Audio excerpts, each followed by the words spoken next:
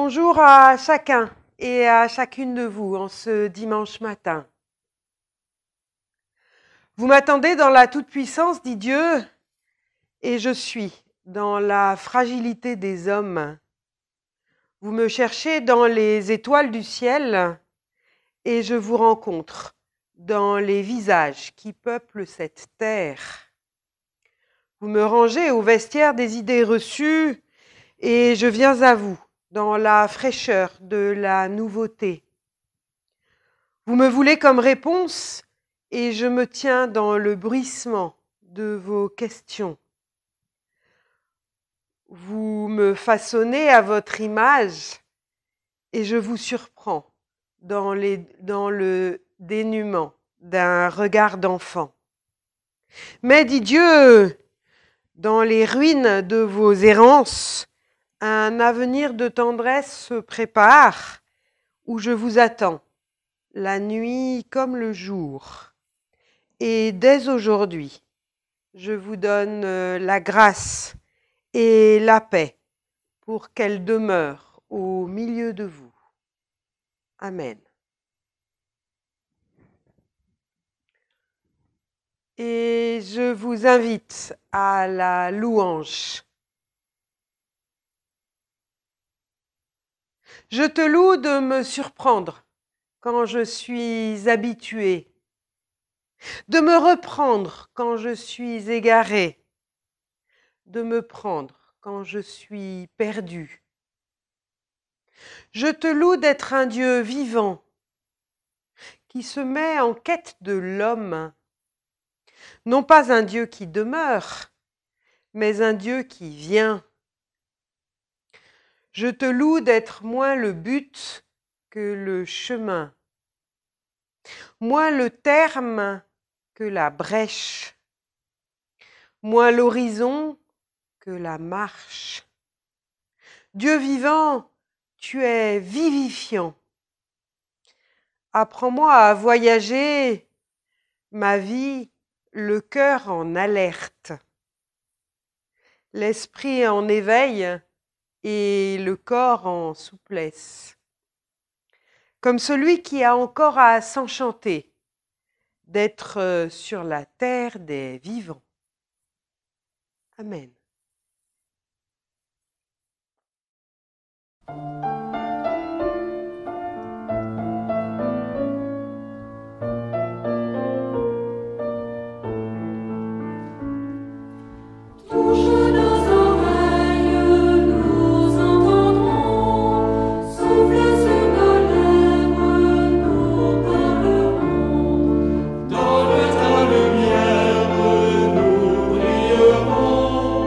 Montre-nous la route, nous marcherons.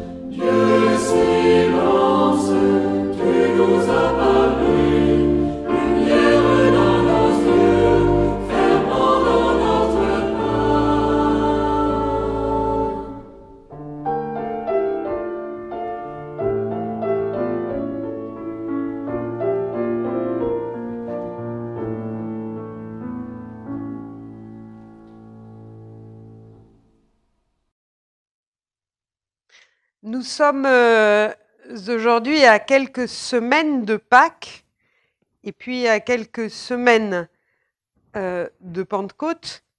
Et je vous invite à entendre aujourd'hui ce texte du théologien Raphaël Picon qui s'intitule Crucifié et ressuscité aujourd'hui, extrait du livre Un Dieu insoumis, publié en 2017 chez Labor et Fides. La crucifixion et la résurrection que nous fêtons à Pâques ne sont pas choses du passé. Elles constituent notre actualité. Aujourd'hui, le Christ est crucifié quand ce qu'il incarne, la prédication de l'amour, de la justice et de la grâce, est bafouée et rejetée. Aujourd'hui, le Christ est ressuscité quand ce qu'il incarne, la confiance en soi, le refus de la résignation, la foi en l'avenir, l'emporte sur ce qui nous brise et nous condamne, sur tout ce qui lentement nous tue. La prédication chrétienne doit enseigner que Dieu est et non qu'il a été. Elle doit nous faire entendre que Dieu parle et non qu'il a parlé. L'esprit de vénération est contraire à la foi chrétienne. On vénère parfois le Christ comme on respecte les grands hommes, ces héros qui ne sont plus. On se plonge dans la Bible pour retrouver le goût des vieilles histoires, des mythes et des légendes d'antan. On s'attache à quelques vieux rites, à quelques vieux credos, à quelques vieux cantiques, à quelques vieilles formules liturgiques. On va à l'église comme on va au musée ou chez un antiquaire. Cet esprit de vénération nous porte à croire que l'inspiration est passée, que la Bible n'a plus de secret, que de Dieu, tout est révélé, connu et compris. Et pourtant, le Dieu du passé est un Dieu mort. C'est peut-être là que réside la plus belle leçon du Christ. Rien du passé ne saurait entraver la foi en l'avenir. Seul compte, pour ce Christ, le Dieu d'aujourd'hui. Le Dieu d'aujourd'hui, cet élan créateur qui sans cesse doit nous réveiller et nous relever. Seul importe pour ce Christ cette puissance de mobilisation qui nous met en marche vers plus de justice, de vérité et de beauté.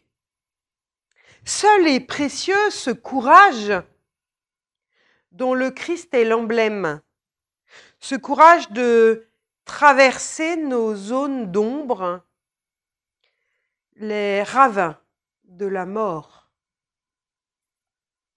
Le christianisme n'est pas une religion patrimoniale.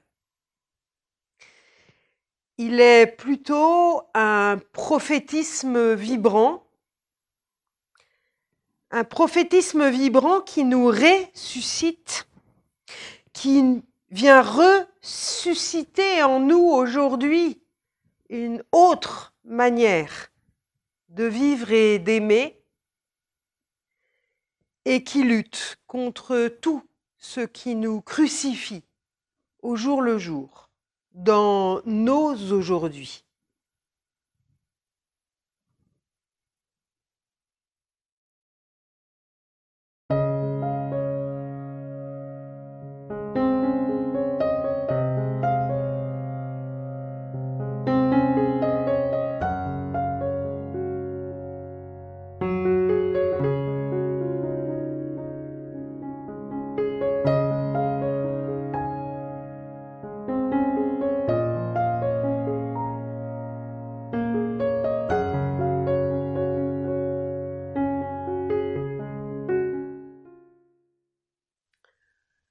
Je vous invite à la prière avant d'ouvrir la Bible avec ce petit texte du professeur philosophe Olivier Abel.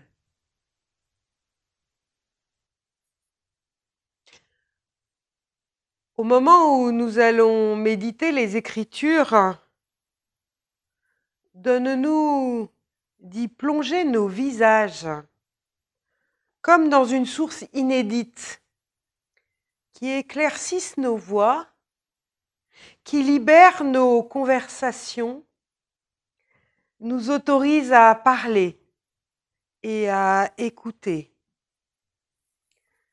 Donne-nous, entre les pages ouvertes, de sentir craquer la jointure de ce monde, de sentir trembler les portes de notre monde,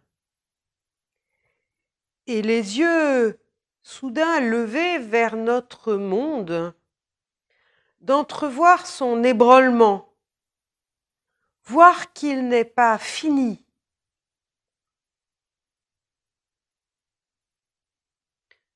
Donne-nous d'être intrigués, retardés dans nos courses fébriles ou nos courses apeurées. Dans notre lecture trop rapide, non seulement de tes Écritures, mais aussi de nos existences, de notre temps et de notre monde. Amen.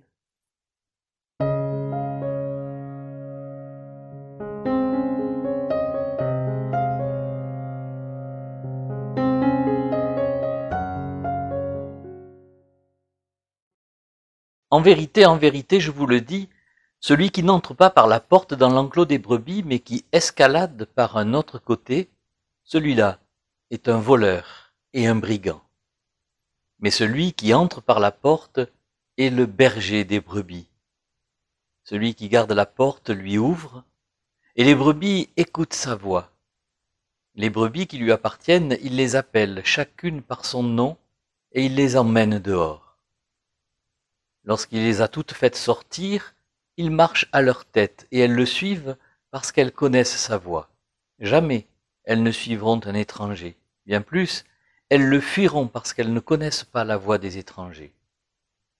Jésus leur dit cette parabole, mais ils ne comprirent pas la portée de ce qu'il disait. Jésus reprit, en vérité, je vous le dis, je suis la porte des brebis. Tous ceux qui sont venus avant moi sont des voleurs et des brigands, mais les brebis ne les ont pas écoutés. Je suis la porte. Si quelqu'un entre par moi, il sera sauvé, il ira et viendra et trouvera de quoi se nourrir. Le voleur ne se présente que pour voler, pour tuer, pour perdre. Moi je suis venu pour que les hommes aient la vie et qu'ils l'aient en abondance. Aujourd'hui, nous sommes confinés. Nous sommes confinés dans nos maisons, dans nos appartements et nos portes, les portes de nos logements, quels qu'ils soient, sont presque les symboles de ce qui nous arrive aujourd'hui. On nous incite tous les jours à faire attention avec nos portes. Il ne faut pas trop les ouvrir pour ne pas trop laisser les autres entrer chez nous. Ce pourrait être dangereux et c'est même interdit, mais il faut les ouvrir quand même pour sortir un peu, pas trop loin, pas trop longtemps, pas trop tard, mais un peu quand même pour que nos corps ne s'arrêtent pas de fonctionner. Il faut bien marcher et faire un peu d'exercice. Nos portes, il faut même en désinfecter les poignées au cas où le virus viendrait s'y loger. La porte devient presque un peu dangereuse. Certains d'entre nous aujourd'hui ne sortent quasiment plus de chez eux. D'autres sortent avec 1000 précautions pour ne pas risquer une contamination bien justement redoutée. D'autres entr'ouvrent timidement leurs portes pour laisser entrer un ami, un voisin ou un parent parce qu'ils n'en peuvent plus de leur solitude quotidienne. D'autres encore bravent les interdits et s'aventurent quand même, malgré la pandémie, loin de leurs portes habituelles, besoin incompressible de partir un peu, loin de leur routine. D'autres encore s'inventent de nouvelles portes pour entrer en contact avec le monde et s'initient à de multiples portes d'accès virtuelles. Zoom, Signal, plein de plateformes dont je ne connais pas très bien les noms, avec plus ou moins de réussite. Nos portes séparent l'intérieur de l'extérieur. Nos portes nous séparent les uns des autres. Ce sont des frontières. L'intérieur est ambivalent. Pour certains, il est sécurisant. On y est à l'abri du danger potentiel, mais pour d'autres, il est synonyme de prison. L'extérieur l'est également ambivalent, soit synonyme de danger, soit de respiration. Alors, il y a quelques jours, lorsque j'ai lu le passage de l'Évangile qui nous est proposé pour ce matin, le passage de l'Évangile de Jean, et que j'ai vu qu'il avait pour affirmation cette phrase de Jésus « Je suis la porte », j'ai eu un petit sourire et je me suis dit que Dieu avait vraiment de l'humour. Quel joli clin d'œil de sa part en ces temps compliqués. Je suis la porte. Une porte est un passage, mais aussi une frontière. De quel intérieur, de quel extérieur? Est-ce une porte qui protège? Est-ce une porte qui ouvre? De quoi protège-t-elle? Sur quoi ouvre-t-elle? Que vient donc nous dire cette affirmation aujourd'hui? Alors, quand on aborde généralement ce passage de l'Évangile de Jean que nous avons lu précédemment, on s'attarde toujours, ou quasiment toujours, sur l'image du bon berger. On l'aime bien, le bon berger, dans nos traditions ecclésiales. Elle est en même temps totalement imbriquée dans le texte avec cette image de la porte. Mais elle nous est plus familière, cette image du berger. Et on aime, dans nos commentaires, dans nos écoles bibliques, s'identifier aux brebis que le berger emmène avec lui, qu'il connaît par leur nom et qu'il garde. Et là, on a en mémoire les psaumes et tous ces textes bien connus dans nos traditions.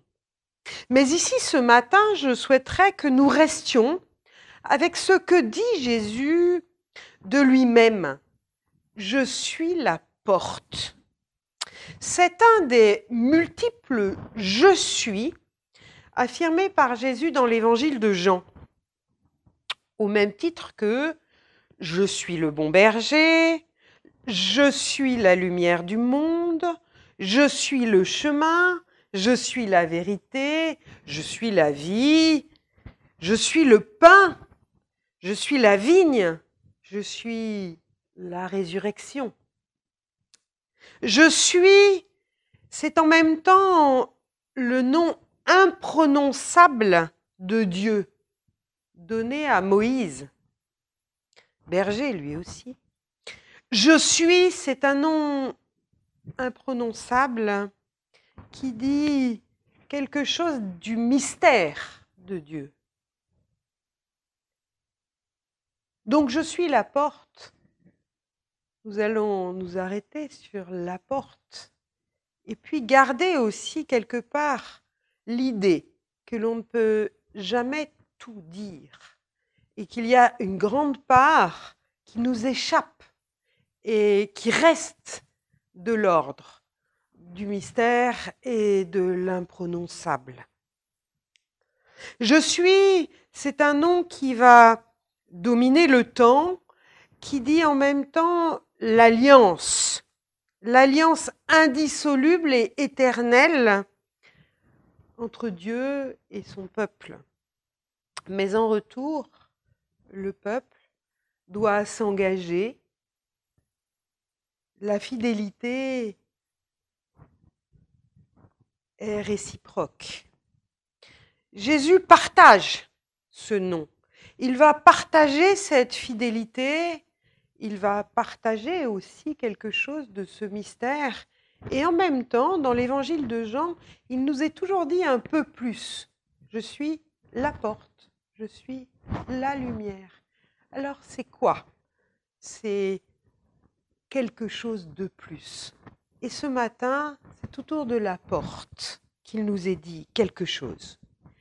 Le théologien Jean Zumstein, dans son commentaire de ce texte, nous dit d'emblée ceci. La déclaration de Jésus « Je suis la porte » est au sens littéral une absurdité. Jésus n'est pas une porte. La tension, explique-t-il, qui résulte de la mise en relation inattendue entre une personne et un objet appelle une interprétation qui fait de cette contradiction apparente quelque chose qui devient signifiant. Ce qui est en jeu dans cet énoncé métaphorique est de faire apparaître une similitude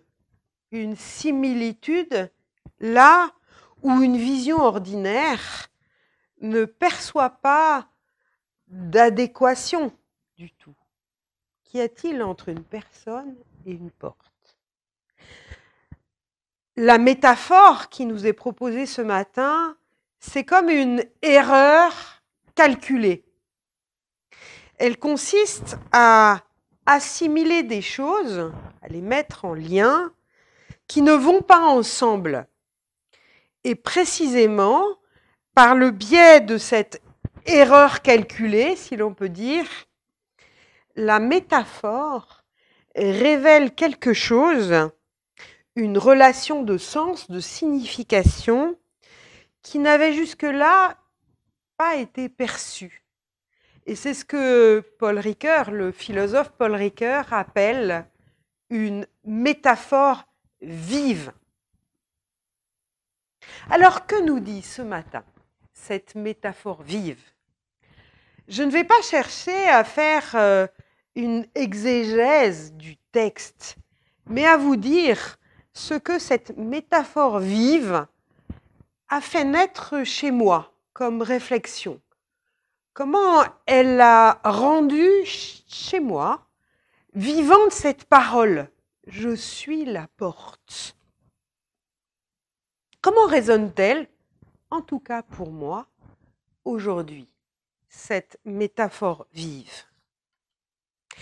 Alors je crois que pour certains, quand il est dit « Je suis la porte », certains ont pu comprendre cela comme une porte de prison, une porte refermée qu'il n'a plus jamais été possible d'ouvrir.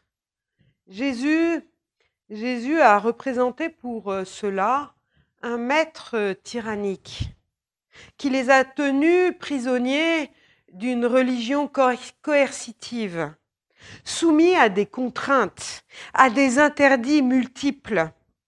Jésus a été la loi, et la loi à qui il fallait obéir, au risque d'être puni et châtié si l'on n'était pas conforme. Ordre, obéissance, exigence, sévérité, austérité primaient sur l'amour, la liberté, la confiance ou l'imagination, sur la beauté tout simplement, dont nous parlions tout à l'heure. Et ne pensez pas que cette vision de Jésus soit si loin de nous. Combien de fois dans mes visites n'ai-je pas entendu des personnes pour qui l'expérience chrétienne, pour qui la relation avec Jésus n'a été, en tout cas dans ce qu'ils en ont vécu, que destructrice et culpabilisante, enfermante et finalement plus nocive que libérante.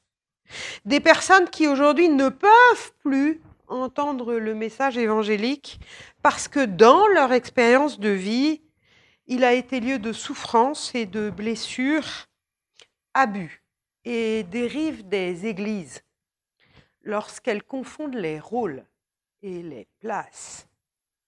Il est des personnes qui malheureusement ont fait l'expérience de la rencontre avec peut-être ce qui est appelé dans notre texte des brigands et des voleurs. Rencontrer des témoins qui ont été douteux et nocifs, et non des bergers aimants et attentifs. Ils sont trop nombreux, ceux pour qui le face-à-face avec la religion chrétienne a été douloureux, pour que la porte puisse se rouvrir. Première porte, une porte fermée. Je suis la porte, seconde porte. Pour d'autres, c'est une porte fermée qui est un peu cadenassée. On essaye en vain de l'ouvrir, mais on ne possède pas les bonnes clés. Jésus, ce qu'il a dit, ce qu'il a fait, tout cela reste incompréhensible et bien compliqué. Il y en a aujourd'hui, et il y en a pas mal, je crois, qui aimeraient bien pouvoir entrer en dialogue, qui aimeraient bien toucher ce que d'autres appellent cette foi qui fait vivre ou cet amour inconditionnel, mais ils ne trouvent pas le chemin, ils ne savent pas comment faire. Et ce n'est pas si simple. Encore cette semaine, une dame me disait avoir refermé le texte biblique qu'elle avait essayé d'ouvrir, qu'elle essayait de lire. Impossible, m'a-t-elle dit. J'ai abandonné, c'est trop compliqué. Elle avait sans doute l'intuition qu'il y avait quelque chose qui pouvait lui parler, qui pouvait lui donner sens ou vie, que Jésus pouvait être une porte d'entrée pour elle, mais elle n'a pas les clés, elle n'a pas la bonne entrée et elle a abandonné. Alors sommes-nous aujourd'hui, ou comment sommes-nous, dans une écoute attentive de ces hommes et de ces femmes qui ont une quête spirituelle? Comment cherchons-nous à les rejoindre à nos places? Quels moyens mettons-nous en place pour aller vers eux et leur permettre cette rencontre avec ce qui pour nous est fondamental, avec celui que nous appelons la vie? Ils sont nombreux à chercher, à cheminer, à essayer de trouver des chemins de sens pour avancer dans ce monde compliqué cloisonnée, fermée. Alors je crois qu'il nous faut réfléchir. Il nous faut réfléchir à faire un effort de vocabulaire, peut-être de modification de nos habitudes, de changement de nos rituels bien huilés, pour proposer aux autres de venir partager avec nous ce que nous appelons la bonne nouvelle. Deuxième porte, une porte qui est un peu fermée, mais qui est fermée peut-être parce que nous n'avons pas les bonnes clés pour l'ouvrir et permettre la communication. Troisième porte. Est-ce une vieille porte, ce Jésus, qui ne sert plus à rien aujourd'hui? On se demande cette porte, parfois, comment elle tient encore debout. Jésus ne serait-il qu'une vieille idée ou qu'un vieux personnage qui aurait vécu il y a 2000 ans et qui n'aurait plus rien à dire aujourd'hui? Et l'on entend cela. Arrête avec ton histoire passée, Anne-Sophie. Arrête. Entre dans la vie. Entre dans le monde d'aujourd'hui. Cesse de rester dans l'histoire. Rejoins les hommes. C'est fini l'Église. C'est fini ces textes. C'est fini. Et puis quand tu vois à quoi a mené cette histoire, des guerres, des massacres, des conquêtes, des fratricides, et puis encore aujourd'hui, tant de richesses à côté de tant de pauvreté. Est-ce normal? Tant de conflits au nom de la religion, tant de personnes encore emprisonnées. Non, vraiment, ton Jésus, ce n'est pas une porte valable. Je n'en veux pas. Et je suis sûre que ce sont tous ces discours, vous les avez aussi entendus, comme moi, que vous les écoutez parfois encore lors de repas familiaux, conviviaux ou de soirées entre amis. Parfois, dans les dénonciations que nous entendons, j'ai juste envie de leur répondre, vous avez raison, et je ne peux que me taire. Mais ces amis, je crois que ces amis, ils aimeraient aussi, quelque part, une solution miracle, le médicament qui guérirait tous les maux, un Dieu super puissant qui gérerait le monde à la place des hommes et qui ferait de nous, les humains, des gentilles marionnettes bien sages.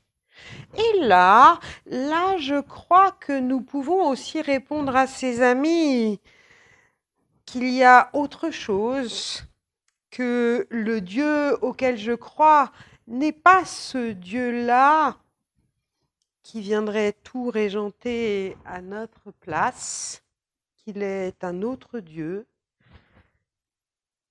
et que peut-être le seul fait que ses amis posent la question, que ses amis entrent en dialogue sur cette question-là, montre bien quelque part qu'ils sont aussi dans une question, et que cette question, elle n'est pas juste enfouie, mais qu'ils ont besoin, ils ont envie de partager. Troisième porte, une porte peut-être de la révolte contre un Dieu que l'on n'aime plus, que l'on ne veut plus, en même temps que l'on ne sait pas très bien aujourd'hui comment trouver autrement. Je suis la porte. Au temps de Jésus, on mettait les troupeaux à l'abri pour la nuit, dans des enclos en pierre. Ils étaient ainsi protégés des bêtes sauvages, comme c'est d'ailleurs le cas encore dans nos Cévennes. La porte de l'entrée normale, légitime de l'enclos par laquelle les bêtes peuvent entrer pour trouver une protection, et aussi pour sortir dans les pâturages, elle est là, cette porte. Elle ferme l'enclos. Lorsqu'il annonce qu'il est la porte, j'entends que Jésus propose un passage par lequel il est possible d'entrer et de sortir pour trouver du repos, de la sérénité, de la nourriture, de la protection, bref, tout ce qu'il faut pour vivre bien. C'est tout simple. Cette porte proposée, c'est comme un passage pour peut-être pouvoir, lorsqu'il y a du danger, trouver de la sécurité, lorsqu'il y a besoin de nourriture, de sortir dehors pour manger, lorsqu'il y a besoin de confort, de rentrer pour chercher peut-être du confort à l'intérieur, mais peut-être aussi du confort dehors, sous l'ombre d'un arbre, pourquoi pas. En fait, cette porte proposée, c'est tout simple. C'est juste quelque chose qui vient donner du plus, du confort, en tout cas, peut-être juste quelque chose qui nous aide à vivre, quelque chose qui nous permet de vivre mieux. Et cette porte, elle ouvre tant vers un extérieur que vers un intérieur de l'enclos. Trop souvent, on considère cette porte uniquement pour nous protéger du monde. Et on oublie un peu vite qu'elle est aussi là à nous inviter pour laisser un passage. Et dans le texte, d'ailleurs, il nous est dit que les brebis doivent sortir vers l'extérieur, dehors. Un mouton n'est pas fait pour rester dans un enclos, mais pour aller dans les pâturages. C'est juste la nuit, peut-être, ou quand il y a du danger, qu'il faut rester à l'intérieur. Je crois que dans nos églises, il y en a qui sont comme ça. Il y en a qui aiment rester dans la bulle, comme si, finalement, on les nourrissait, on s'occupait d'eux, on leur apportait ce dont ils avaient besoin, et que c'était comme une protection du monde. Or, je crois que l'Église, si elle est un lieu de ressourcement et de paix, elle est aussi un lieu où il nous faut sortir dans les pâturages du monde. Et il ne faut pas attendre que les visiteurs viennent nous voir dans nos enclos, mais il faut aller les retrouver dans les pâturages. Je crois que cette vie qui est promise avec cette image de la porte, c'est une vie pour ceux qui entrent et ceux qui sortent par la porte. Alors, allez définir ce que Jésus dit quand il dit « Je suis cette porte ». Je crois que c'est très personnel. Ça n'est pas tout à fait la même chose pour chacun. Parce que finalement, comme il y a de l'imprononçable dans le « je suis », il y a peut-être du vécu et des choses très très différentes qui peuvent se construire ou se vivre à travers cette porte, cette image de la porte, différente pour chacun d'entre nous. Ce n'est pas obligatoirement la même porte pour tout le monde. Pour moi, c'est quelque chose, je suis la porte qui fait sens. C'est une porte présence qui m'accompagne dans les jours sombres comme dans les jours heureux. Quelque part, c'est une présence qui m'accompagne. C'est une porte qui ouvre sur un monde où, malgré la mort et la souffrance, il y a toujours de nouveaux possibles. Il y a en même temps de la mort et il y a en même temps de la résurrection. Et quelque part, cette porte, elle m'invite à choisir la vie et à espérer.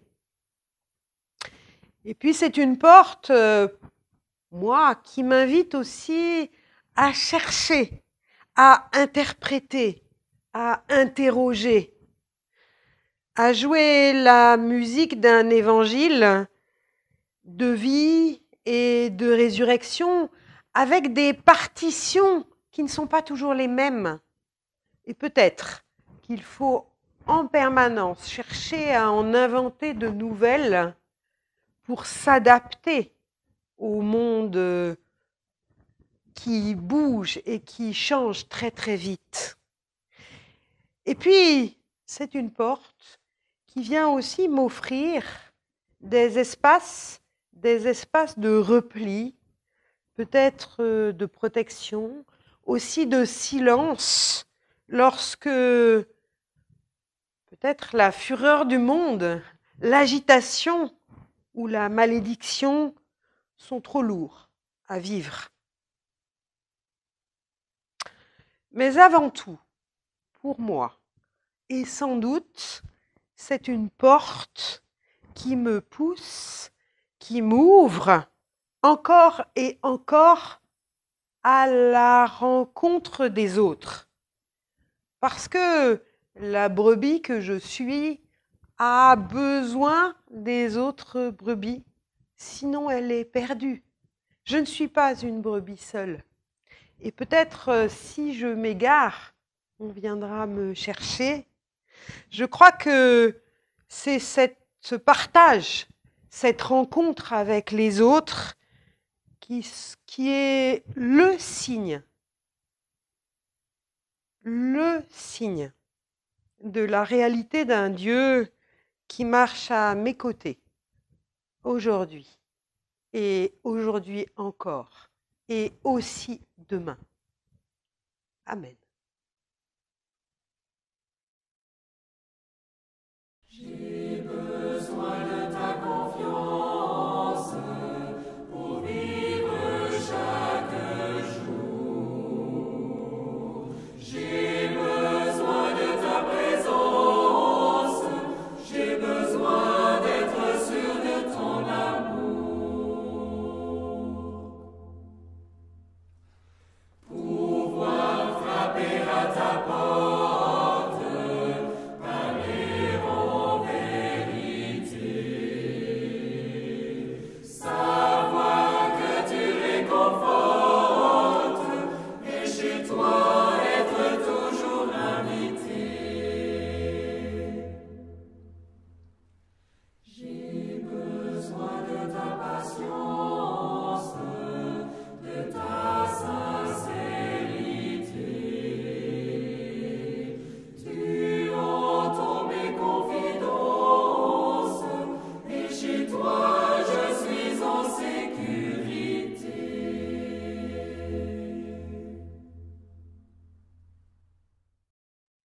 Je vous invite maintenant à la prière d'intercession.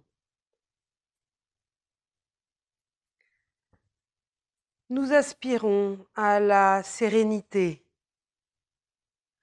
Nous aimerions nous vider de nos préoccupations, de nos soucis, être libérés de nos tensions, bénéficier encore et toujours de ton pardon et recevoir la paix que tu nous donnes.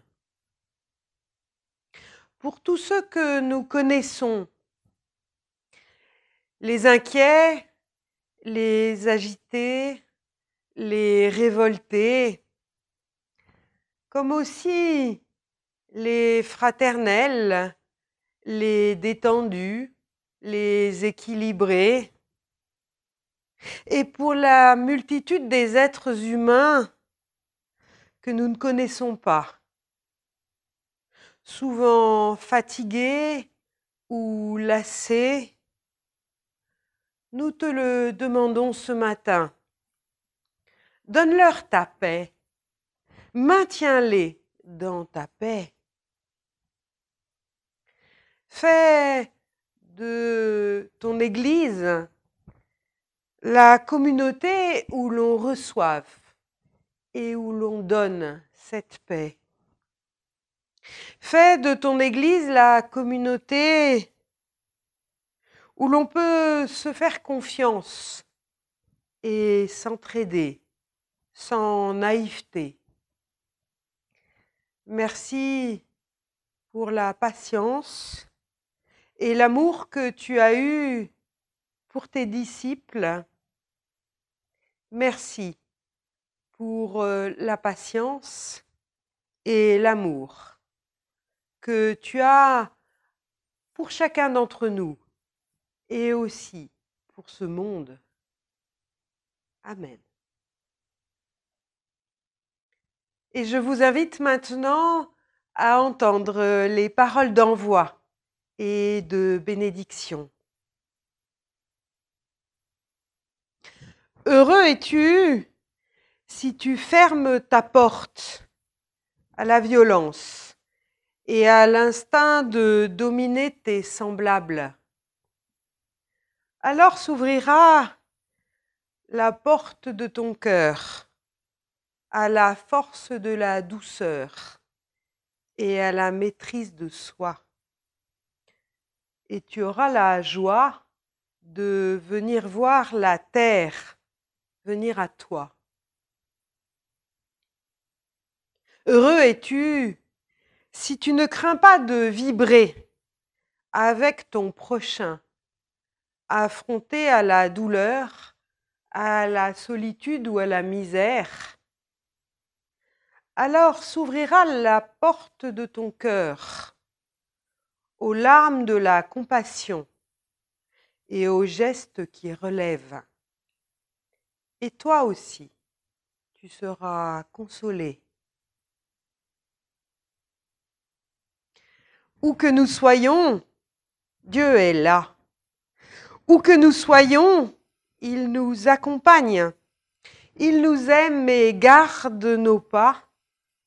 Alors que le Dieu de la vie, qui appelle à la vie, vous accompagne dans la joie comme dans l'épreuve, dans la confiance comme dans le doute, dans la force et la fragilité, aujourd'hui et chaque jour. Allez dans cette paix et dans cet amour donné. Amen. Ce culte prend maintenant fin. Nous nous retrouverons dimanche prochain pour un nouveau culte en visio. Par contre, pour ceux qui sont dans les paroisses du Viganais, de l'ensemble des Cévennes viganaises, comme on dit, je ne sais pas encore si nous aurons un culte dans un temple ou si nous aurons un culte en extérieur, dans le jardin d'un temple, ou si nous ne pourrons pas encore avoir de culte ensemble. Cela vous sera annoncé cette semaine d'une façon ou d'une autre, par des coups de téléphone, par du bouche à oreille, ou peut-être par un message mail. Voilà. En tous les cas, nous aurons un nouveau culte en visio dimanche prochain. D'ici là, portez-vous bien et bonne semaine à vous. Au revoir.